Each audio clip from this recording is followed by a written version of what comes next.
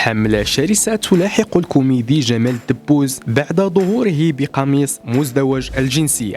شنت الجماهير المغربية حملة شرسة ضد الكوميدي المغربي جمال الدبوس بعد أن فاجأ هذا الأخير الجميع أمس الأربعاء بظهوره خلال مواجهة الأسود ومنتخب الدياكا برسم نصف نهائي كأس العالم، وهو مرتديا قميصا نصفه بألوان المنتخب المغربي والنصف الثاني بألوان المنتخب الفرنسي. وفي ذات السياق اعتبرت الجماهير المغربية أن ما أقدم عليه جمال الدبوس ينم عن نفاق كبير، متسائلة حول ما إن كان بوسع المرء أن يحمل في جسده قلبين قبل أن تستشهد العديد منها بمقتطف من خطاب سابق للملك محمد السادس قال فيه: نؤكد إن لم يعد هناك مجال للغموض أو الخداع، فإما أن يكون المواطن مغربيا أو غير مغربي، فقد انتهى وقت ازدواجية المواقف. وفي مقابل ذلك هناك من دافع عن الدبوس واعتبر أن اختياره الظهور بقميص مزدوج الجنسية يفسر بوفائه لفرنسا التي ولد وترعرع فيها وصنع فيها اسمه حتى أصبح نجما مشهور في العالم كله.